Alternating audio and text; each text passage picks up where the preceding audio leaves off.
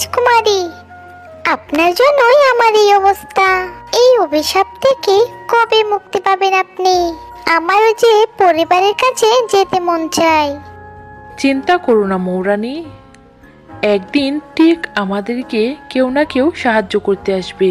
আমার এই ফুলের মধু যদি কোনো পাখি ওষুধ মনে করে খায়, তাহলে আমি এই অভিশাপ থেকে মুক্তি পেয়ে যাব। কিন্তু রাজকুমারী, পাখিরা যে মধু খায় না, তাই তো তোমাকে আমি আমার সঙ্গে রেখেছি।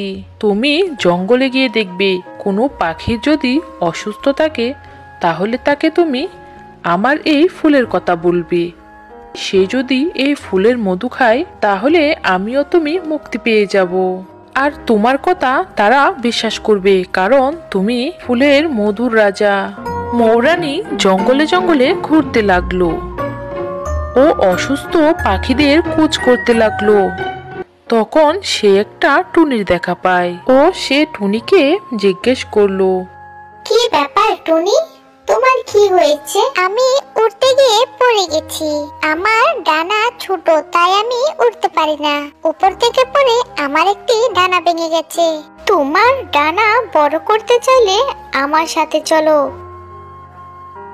একটি লাল গোলাপের সন্ধান আমি জানি, যার মধু খেলে তোমার ডানা তাড়াতাড়ি বড় হয়ে যাবে আর তুমি আকাশে উড়তে পারবে ও তোমার শরীরের ব্যথা ঠিক হয়ে যাবে। তখন টুনি বলল, এটা আবার হয় নাকি? মিথ্যে কথা, আমি এগুলো বিশ্বাস করি না। চলে যাও, ফালতু কথা। মৌরানীকে অপমান করে তাড়িয়ে দিল টুনি। মৌরানী কান্না করতে করতে চলে গেল একটি গাছের কাছে। সেইখানে গিয়ে সে দেখতে পেল একটি কাক কান্না করছে। তখন মৌরানী কাকটিকে জিজ্ঞেস করলো, তোমার কি হয়েছে? তখন কাকটি বলল, কিছুদিন হলো আমি চোখে ঝাপসা ঝাপসা দেখি, মনে হয় আমি অন্ধ হয়ে যাব। না না, কেঁদো না তুমি, আমি এই রোগের ওষুধ জানি। তুমি চলো আমার সাথে। ঠিক আছে চলো, এর আগে না হয় আমি অন্ধ হয়ে যাই। তারপর কাক ও মৌরানী চলে গেল সেই বাগানে। কাকটি সেই গোলাপ থেকে মধু পান করে। তারপর এক নিমিষেই সেখান থেকে একটি সুন্দরী পরী বেরিয়ে আসে। সেই পরীকে একটি সাধু অভিশাপ দিয়ে ফুল বানিয়ে দিয়েছিল। এখন সে মুক্ত।